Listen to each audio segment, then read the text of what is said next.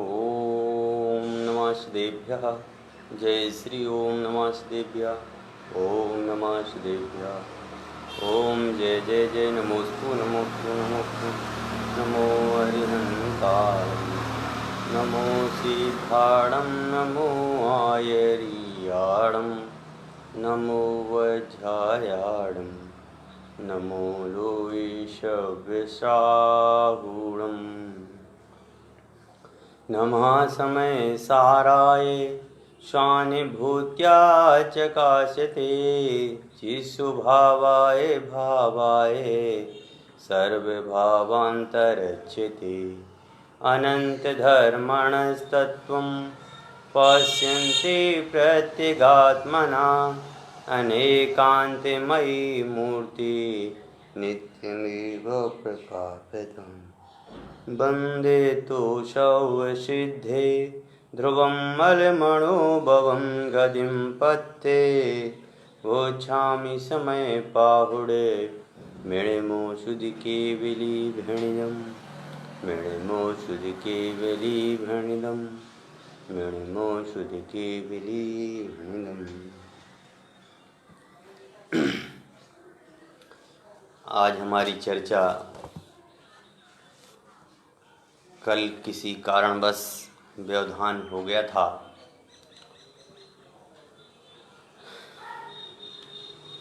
जो अपनी समाचार ग्रंथ पर जो चर्चा चल रही थी उसी चर्चा को आगे बढ़ाना है। आज जो कलश की जो चर्चा चलनी है वह कलश पूर्ण रूप से पूरे समय सार को बताने वाला कलश है। यह कलश संपूर्ण रूप से अपने स्वभाव को बताने वाला कलश है। जो भी इस कलश को यदि समझ लेगा उसको संपूर्ण समय सार समझ में आ जाएगा। जो इस कलश के स्वरूप को जान लेगा उसको पूरा का पूरा समय सार का मर्म समझ में आ जाएगा। इस कलश में संपूर्ण समय सार को बताया गया है। इस कलश में संपूर्ण समय सार के मर्म को बताने का भाव प्रकट किया गया है। और वह भी जो शुद्ध नय से अपन अभी तक चर्चा करते आ रहे थे उसी शुद्ध नय से इस कलश में आत्मा के स्वरूप की चर्चा बताई जा रही है। एक बार अपन इस कलश को पढ़ते हैं। आत्मे सुभावं परिभाव भिन्नम अपूर्णमाधन्ति विमोक्तिमेकम् विलीन संकल्प विकल्प जालम प्रकाशयन् शोधनयोऽभ्युदिति परिभाव से जो भिन्न हैं अरे आदि अंत विमुक्त हैं संकल्प और विकल्प के जंजाल से भी मुक्त हैं। जो एक हैं परिपूर्ण हैं ऐसे निजात में स्वाभाविको करके प्रकाशित प्रगट होता है यहाँ यह शुद्ध नय। बहुत वास्तविकता में बहुत अच्छा माल भरा हुआ है इसमें। इस कलश में जो स्वरूप बताया है यह स्वरूप बड़ा मार्मिक है। सबसे पहले शब्द ही आया है आत्मे स्वभावम परभाव भिन्नम। क्या बात की गई है कि आत्म स्वभाव अभी तक जितने भी चर्चा आई, जितने भी नयों से हमने चर्चा की, जो 4 प्रकार के नए कहे गए थे, उन 4 प्रकार के नयों से दिखाने का काम एक आत्म स्वभाव का ही था। उन 4 नयों को जो बात सिद्ध करनी थी, उन 4 नयों के द्वारा जो बात सिद्ध करनी थी, वह सारी की सारी बात आत्म स्वभाव को सिद्ध करने के लिए थी। जीवन में शांति देने वाला आत्म स्वभाव है। आज तक जितना भी तेरा ध्यान है, वह ध्यान आज तक अपने में नहीं गया। आज तक अपने में नहीं गया, इसलिए आत्म स्वभाव नहीं हुआ। वास्तव में यदि अपना ध्यान अपने स्वरूप सन्मुख होता तो जरूर हमें आत्म स्वभाव होता। 3 स्वरूपों में भी, 3 तत्वों में भी हमने देखा था एक आत्म स्वभाव ही था। चाहे वह बहिरात्मा हो, चाहे वह परमात्मा हो, चाहे वह अंतरात्मा हो, इन तीनों में ही एक केवल आत्म स्वभाव की चर्चा है। और ये आत्म स्वभाव जो है, कह रहे परमात्मा से भी विशिष्ट है। ये सब जानने पर भी आज तक तूने अपनी परिणति में नहीं झांका। आज तक तूने अपने परिणति स्वभाव को नहीं देखा। यह कर्म, यह नौकर्म, यह द्रव्य कर्म, भाव कर्म, ये कर्तृत्व बुद्धि,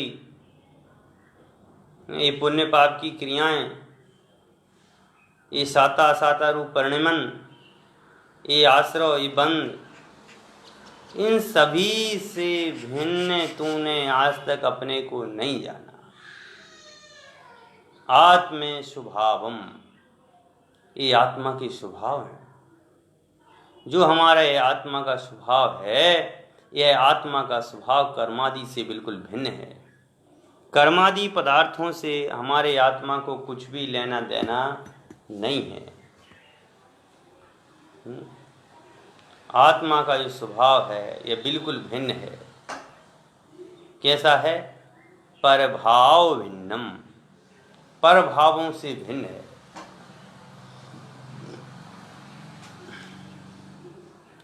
सुबह से लेकर के शाम तक हमारे जितने भी भाव होते हैं, वह सारे के सारे भाव परभाव हैं।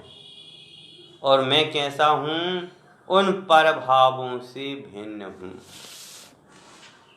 कैसा हूँ मैं? उन परभावों से भिन्न हूँ। जो भी तेरे भाव होते हैं, सुबह से लेकर के शाम तक के जितने तेरे परिणाम होते हैं, उन सब परिणामों से मैं कैसा हूँ? भिन्न हूँ। परभाव भिन्न है, स्वभाव से तो अभिन्न है। परभाव, पर द्रव्यों, कर्मादि पुद्गल पदार्थों से मैं बिल्कुल भिन्न हूँ, और स्वभाव से कैसा हूँ? अभिन्न हूँ। स्वभाव से अभिन्न हूँ, सदा स्वभाव में रहने वाला हूँ। ऐसा यह ज्ञायक आत्मा मैं हूँ। रेल में, गाड़ी में जब सफ़र करते हैं तो अन्य लोग भी सफ़र करते हैं,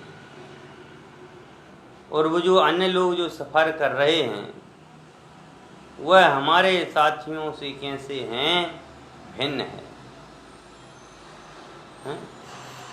वो कहीं भी उतरें, कोई अपना साथी आकर के कहे देखो देखो ये उतर रहे हैं,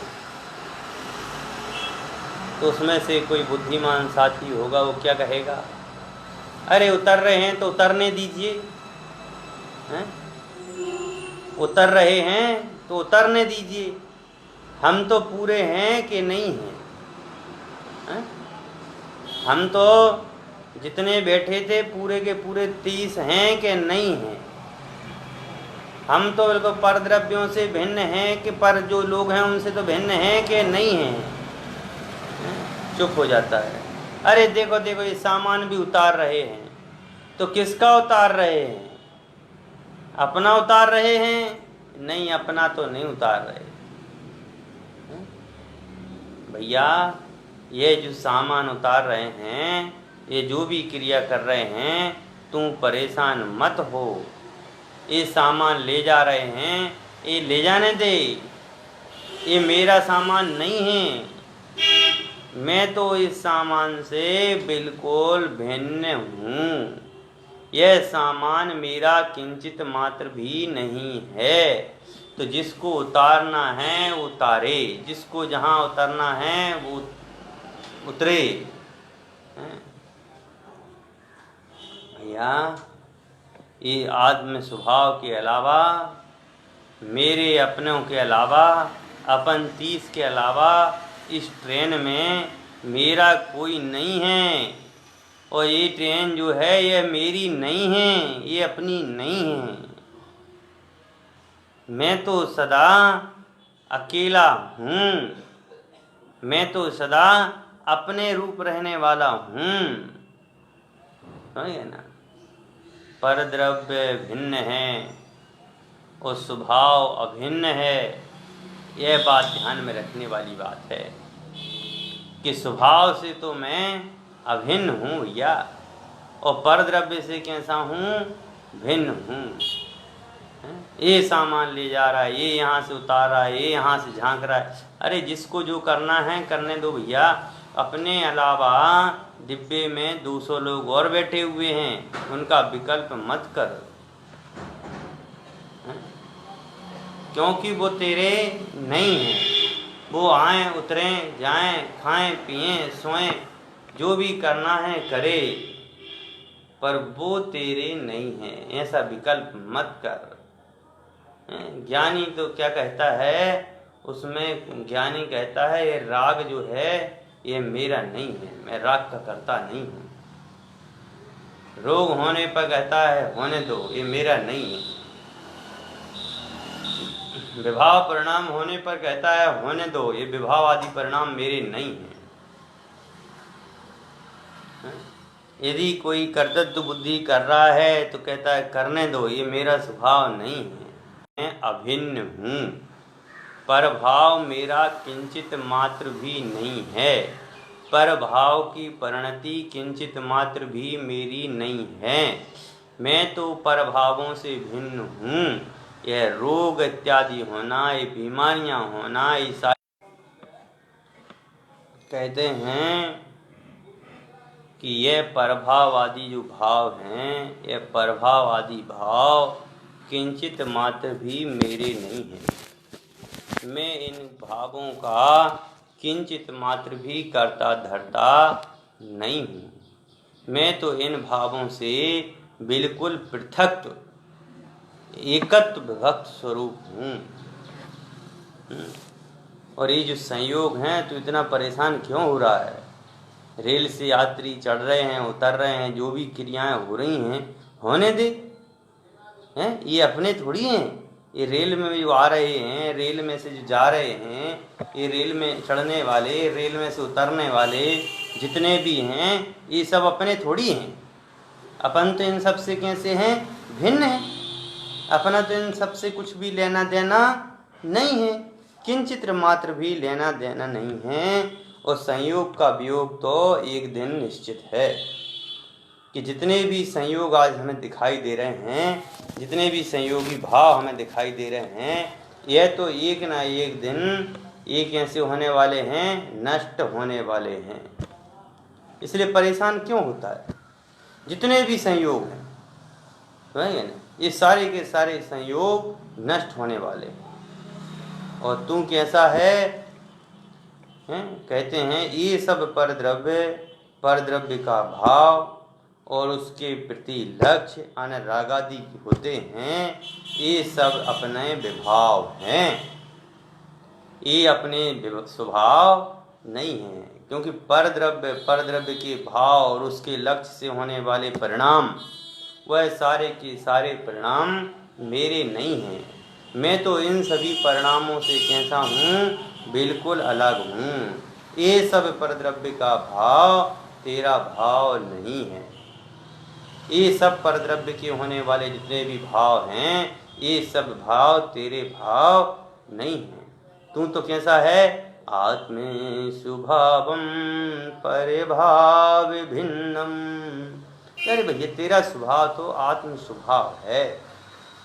ये परद्रव्य के भाव, परद्रव्य के लक्ष्य से होने वाले राग आदि के परिणाम, ये सब विभाव भाव, क्रोध आदि भाव, कर्तृत्व भाव, राग आदि के परिणाम, क्रोध कषाय आदि के परिणाम, ये सब परिणाम तेरे नहीं हैं। ये तो पर के हैं, परद्रव्य के हैं, परद्रव्य के भाव से होते हैं। और तू तो कैसा है, आत्म स्वभाव है। आचार्य अमरचंद्र देव कहते हैं, जीव का अजीव से का कोई संबंध नहीं, मतलब जीव अजीव रूप नहीं है। जीव अजीव रूप होता नहीं है।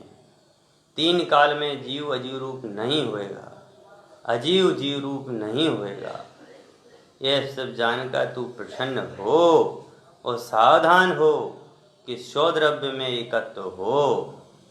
कि भाई तू सावधान हो जा, प्रसन्न हो जा कि यह राग आदि परद्रव्य के जो भाव हैं, या परद्रव्य के भाव तेरे किसी भी पर्याय में कभी तेरे होंगे नहीं।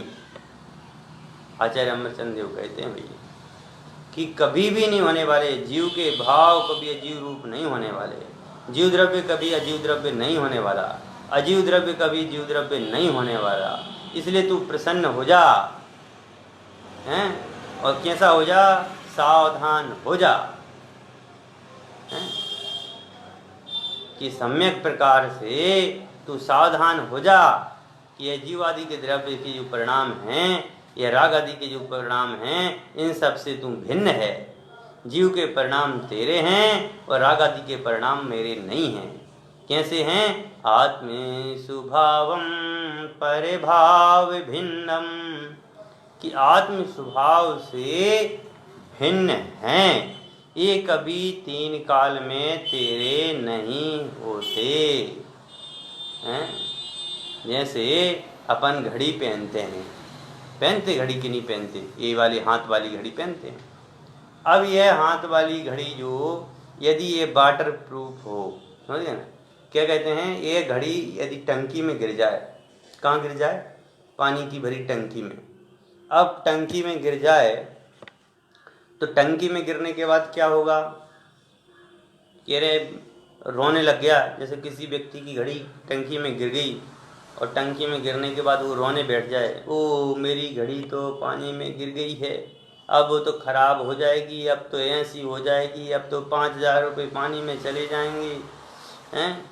तो उसका बेटा आता है, कहता है, अरे पिताजी रो क्यों रहे हो, वो तो वाटर प्रूफ है, वो तो वाटर प्रूफ है, और वाटर प्रूफ में कोई चीज़ मिल सकती नहीं है, हैं। तू क्यों रो रहे हो, ये तो 3 काल में कभी मिलने वाला नहीं है, तुम क्यों परेशान होते हो।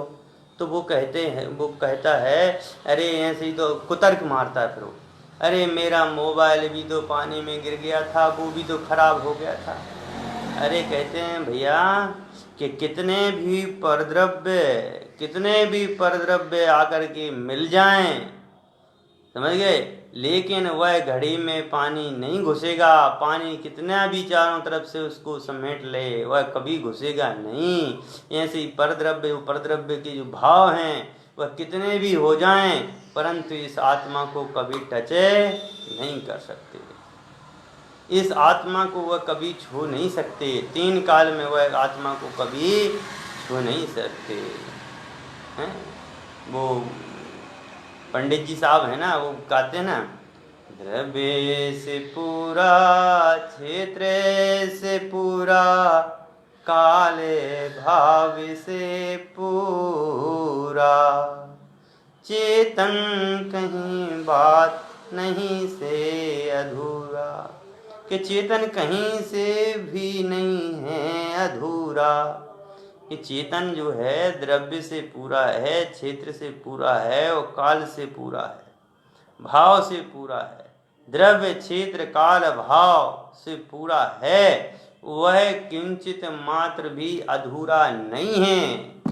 वह जहाँ भी रहेगा वहाँ पर वह पूर्ण ही रहेगा, वह कभी भी अधूरा नहीं रहेगा। आत्मे सुभावं परिभाव भिन्नम आपूर्ण माध्यंत विमुक्तमेकम। अपूर्णता, अपूर्णता कह रहे हैं, अपूर्णता। अब यहाँ शुद्धनय की दृष्टि देखिए, आत्म स्वभाव की तरफ से देखिए कि अपूर्ण है, कि अपूर्णता को भुलाना क्या है? पूर्णता। अज्ञान को भुलाना सो क्या है? ज्ञानता। राग आदि को भुलाना सो क्या है? वितरागता। ऐसे ही कहते हैं भैया, ये अपूर्णता को भुलाना, राग द्वेष कर्म कर्तृत्व भोक्तृत्व के जो परिणाम हैं, यह हमें पूर्णता को कभी प्राप्त नहीं करा सकते। हम कितना भी प्रयास कर लें, कितनी भी कोशिश कर लें, परंतु यह रागादि भाव, ये परद्रव्य के भाव, परद्रव्य से लक्ष्य से होने वाले भाव, ये द्रव्य कर्म, ये भाव कर्म, ये नो कर्म, ये कभी भी मुझे पूर्णता प्रकट नहीं करा सकते। द्रव्य से पूरा क्षेत्र से पूरा, कि भैया मैं तो पूर्ण रूप से परिपूर्ण द्रव्य हूँ, मुझे तो एक किंचित मात्र भी पूर्ण नहीं करा सकते। क्यों? ये राग, ये कर्म के उदय के परिणाम, ये सारे के सारे भाव मुझसे कैसे हैं? भिन्न हैं। पर द्रव्य से भिन्न हूँ। और कैसा हूँ? आत्म स्वभाव। कि भैया ये राग आदि के जो परिणाम हैं, ये क्रोध कषाय आदि के परिणाम है, ये विभाव आदि परिणाम है, ये कभी भी मेरे किंचित मात्र भी नहीं है। मैं तो इनसे कैसा हूँ? भिन्न हूँ। कैसा हूँ? जैसे मिश्री है। मिश्री कैसी होती है? मिश्री यदि किसी पदार्थ के बीच में रख दी जाए, समझ गए ना, नीचे नमक रखा हो, ऊपर हल्दी रखी हो, मिर्च रखी हो, सारे पदार्थ रखे हों, और बीच में एक डिगलिया उसकी मिश्री की, एक डिगली मिश्री की ऐसी बीच में रख दी जाए, तो बताइए वह मिश्री जो है, वह मिश्री नमक से भिन्न है कि नहीं है? मिर्ची से भिन्न है कि नहीं है? नींबू की खटाई से भिन्न है कि नहीं है? कि भाई जहाँ जहाँ से टच हो रहा है वहाँ वहाँ से नहीं है? भाई जहाँ नमक लग रहा है वहाँ से वो नमक उसमें मिश्री में मिल गया, इसलिए मिश्री जो है थोड़ी सी नमकीन हो गई। कह रहे हैं कि मिश्री अपने में पूर्ण है। परद्रव्य के कितने भी संयोग हो जाएं, पर वह मिश्री अपना स्वभाव नहीं छोड़ती। ऐसे ही कह रहे हैं, आत्मा के साथ में ये परद्रव्य के कितने भी संयोग हो जाएं, कितने भी संयोग मिल जाएं, परंतु यह कभी परद्रव्य रूप नहीं होती। यह आत्मा तो अपने स्वभाव रूप ही परिणमन करती है, परभाव रूप परिणमन नहीं करती। यह अपने स्वभाव में ही रमण करती है। जिस प्रकार मिश्री की जो डली है वह न कभी नमकीन रूप होती है, नमक नमक रूप होता है, वो मिश्री मिश्री रूप होती है, मिर्च मिर्ची रूप होती है, और मिश्री का रस मीठा मीठा रूप होता है। समझ गए? नींबू का खटासपन नींबू में रहता है, मिश्री का मिठासपन मिश्री में रहता है। वह सब द्रव्यों के बीच में भी रहते हुए कैसा है? आत्मे शुभावम परभाव भिन्नम अपूर्ण माध्यंत विमुक्त मुक्मेकम। कि वह जो है वह पर्याय से पूर्ण है, द्रव्य से पूर्ण है, क्षेत्र से पूर्ण है, काल से पूर्ण है, भाव से पूर्ण है, द्रव्य से पूरा है, पर्याय से पूरा है। अरे द्रव्य से पूरा है, वह गुण से भी पूरा है और पर्याय से भी पूरा है। पर्याय से मतलब किससे पूरा है?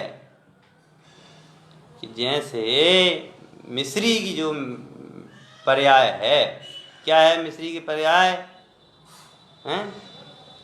मीठे रूप जो पर्याय है, वह पर्याय जो है, वह गुण की जो पर्याय है मीठा रूप, वह कभी भी परिवर्तित नहीं होती, वह उसी में ही होती है। जैसे द्रव्य का क्या है? जीव, और गुण क्या है? ज्ञान क्या है? गुण, और पर्याय क्या है? जानना।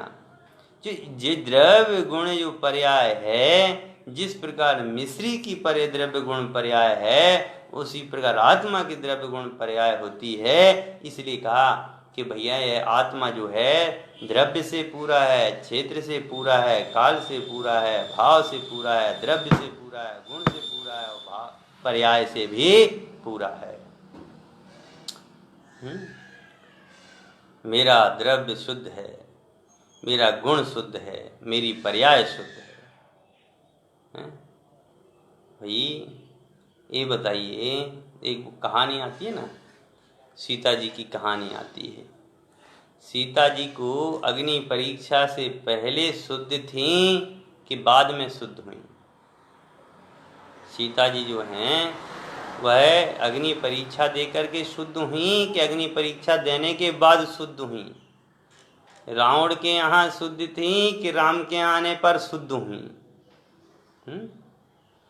कह रहे हैं कि भैया सीता जी जो थी ना, वह सीता जी शुद्ध ही हैं, अग्नि परीक्षा देने से शुद्धता नहीं आई।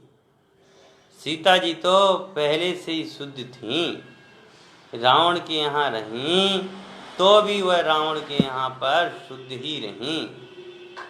रावण की पंचवटी में रही ना, तो भी वहाँ पर शुद्ध ही रहीं। सीता में कभी कोई भी किसी भी प्रकार की अशुद्धि नहीं आई है? यदि अग्नि परीक्षा से शुद्ध मानोगे तो क्या अग्नि परीक्षा से, अग्नि की शिखाओं से शुद्ध हो सकते हैं? भैया सीता की जो आत्मा है वह तो 3 काल में शुद्ध ही थी। वह रावण के यहाँ गई तो भी शुद्ध थी, राम के यहाँ आई तो भी शुद्ध ही है। चाहे कुछ भी हो जाए, रावण जैसे हजारों कर्म लग जाएं, तो भी यह आत्मा शुद्ध ही रहती है। मेरी परिणति भले कर्म रूप हो रही हो, परंतु मेरा ज्ञायक आत्मा तो कभी अशुद्ध नहीं होता। मेरा ज्ञायक आत्मा 3 काल में कभी अशुद्धता को प्राप्त नहीं होता। मेरा ज्ञायक आत्मा तो तीनों कालों में शुद्ध है। शुद्ध शुद्ध शुद्ध शुद्ध शुद्ध है। कब से शुद्ध है? आदि अंत, आदि से लेकर के अंत तक। क्यों शुद्ध है? क्यों? मेरा जन्म होता नहीं। जब मेरा जन्म नहीं है तो मेरा मरण नहीं है। बोलो, और आदि से और अंत से मुक्त हैं कि नहीं है? जिसका जन्म हो, जिसका मरण हो, वह आदि अंत से मुक्त नहीं हो सकता है। परंतु जिसका जन्म ही मरण ना हो, बोलो इस आत्मा का कभी जन्म होता है? इस आत्मा का कभी मरण होता है? मुक्त है, अनादि से मुक्त है और अनंत काल तक मुक्त रहने वाला है। आत्मा तो कभी, भाई पर्यायों में तो कभी फंसा ही नहीं ना, संसार रूप में तो कभी फंसा ही नहीं ना। आत्मा तो अनादि से ही मुक्त है। उसको आज तक किसी द्रव्य ने छुआ ही नहीं ना, आज तक उसको किसी द्रव्य की पर्याय ने छुआ ही नहीं ना। वह तो अपने द्रव्य रूप ही है, हैं? उस द्रव्य की खुद की द्रव्य के गुण खुद की पर्याय वो संपूर्ण रूप से परिपूर्ण है, उसमें कहीं किसी द्रव्य के छूना है ही नहीं। कह रहे हैं मेरा जन्म नहीं, मेरा मरण नहीं, मेरा उत्पाद नहीं होता, मेरा व्यय नहीं होता, मेरे में संयोग नहीं है, मेरे में वियोग नहीं है, मेरे में कर्तृत्व नहीं है, मेरे में राग नहीं है, मेरे में ममत्व नहीं है, मेरे में भोक्तत्व नहीं है, मैं तो अनादि से बस एक रूप हूँ। और कैसा हूँ? शुद्ध। अनादि से लेकर के अनंत काल तक मैं केवल शुद्ध शुद्ध शुद्ध ज्ञायक आत्मा का अनुभवन करने वाला हूँ। समझिए ना?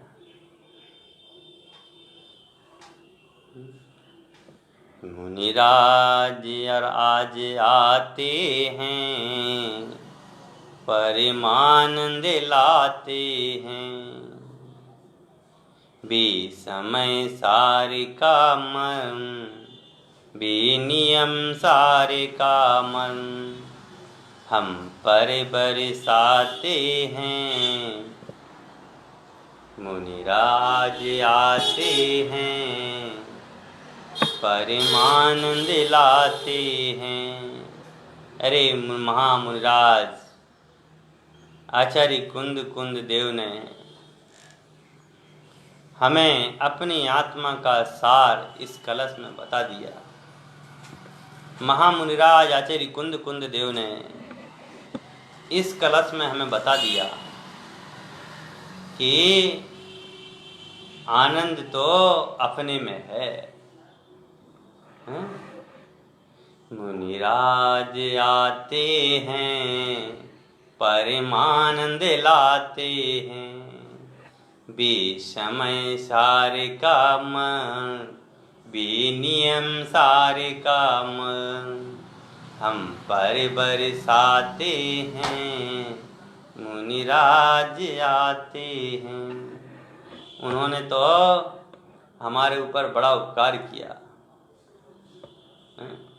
कल के सुबह के प्रवचन में मैंने इसमें बाद में बताया भी था, और आज मैं फिर बता रहा हूँ कि इन्होंने तो, इन महामुनिराज ने तो हमारे जीवन का अमूल चूक परिवर्तन करने का मार्ग बता दिया। जिस आत्मा को हम अनादि से एकत्र रूप से शरीर को ही एक रूप मान रहे थे, उस एक रूप भेद को मिटा करके अभेद रूप आत्मा का अनुभवन करा दिया। अरे भैया जियो, तू दुखी मत हो, तू अपने शुद्ध नय के उदय से देख, शरीर तेरा नहीं है, पुत्र आदि तेरे नहीं है, शरीर के भाव तेरे नहीं हैं, पर पर्याय तेरी नहीं है, तू तो इन समस्त प्रकार की पर पर्यायों से भिन्न है, तू तो त्रिकाली ध्रुव तत्व है। इस प्रकार का अनुभवन तो कर, तब जाकर के तुझे शुद्ध ज्ञायक तत्व की प्राप्ति होगी। अरे भैया, इस कलश को तो अभी तो केवल अपन ने आज एक पंक्ति की है, इस कलश में आगे से लेकर के पीछे तक का, मतलब इन कलशों के माध्यम से अमृत चंद्र देव ने जो काम किया है वह बड़ा ही मार्मिक काम किया है। कहते हैं आत्मा को समझने के जो शॉर्टकट इन्होंने बताया है वह इन कलशों में बताया है। इन कलशों के माध्यम से 10वें कलश में तो क्या नहीं बताया, इस 10वें कलश में तो पूरा समय सार भर दिया। तो ये बात आती है ना परभाव भिन्नम, जब परभाव भिन्न की बात करते हैं तो उसमें जीव और अजीव का ज्ञान होता है। होता है कि नहीं होता है? परभाव भिन्नम कहने से जीव अजीव का ज्ञान होता है, कर्ता कर्मपने की बुद्धि का नाश होता है, और आश्रव बंध पर भाव भिन्न। ये पुण्य की क्रिया, ये पाप की क्रिया, ये मेरी नहीं है। ये पुण्य बंध, ये पाप बंध मेरे नहीं हैं। होता है कि नहीं होता है? और उपयोग में उपयोग गया आत्म स्वभावम परिभाव भिन्नम, कि आत्म स्वभाव की जब बात हुई, जब आत्म स्वभाव को जानने की बात हुई, तो उपयोग में उपयोग गया, तो उस समय क्या हो गया? संवर हो गया। और जब अपने में बैठकर अपने में संतुष्ट हो गया, उस समय क्या हो गया? निर्जरा हो गई। और जब परिपूर्ण रूप से अपनी शुद्धात्मा की विशुद्धि हो गई, जब परिपूर्ण रूप से अपनी शुद्धात्मा का अनुभवन हो गया, तो उस समय हमारे लिए मोक्ष, आत्मा का हित प्राप्त हो गया। ऐसा यह मार्मिक कलश है। इस कलश को एक बार पढ़ कर के फिर इसकी चर्चा, जो आगे की चर्चा है, वह अपन कल करेंगे। एक बार पढ़ते हैं। आत्मे स्वभावं परिभाव विभिन्नम, आपूर्णमाद्यन्त विमुक्तमेकम्, विलीन संकल्प विकल्प जालम, प्रकाशयन् शोधनयोऽभ्युदेति। पद्यानुवाद। परिभाव से जो भिन्न हैं, अरे आदि अंत विमुक्त हैं, संकल्प और विकल्प की जंजाल से भी मुक्त हैं। जो एक हैं परिपूर्ण हैं, ऐसे निजात्म स्वभाविको, करके प्रकाशित प्रकट होता, यहाँ यह शोधनय। इस प्रकार आज अपन ने इस शुद्ध आत्मा के तत्व की बात की, और इसी संबंध में 10वें कलश की जो आगे की जो चर्चा है, वह कल हम इसी समय 3 बजे से समय सार कलश की आगे की चर्चा करेंगे। जब तक सभी आत्मार्थी अपने आत्म स्वभाव को समझें और अपने आत्मभाव में लीन हों, इसी भावना के साथ में अपनी वाणी को विराम देता हूँ। नवोवा नवोकारमन नवोरंता।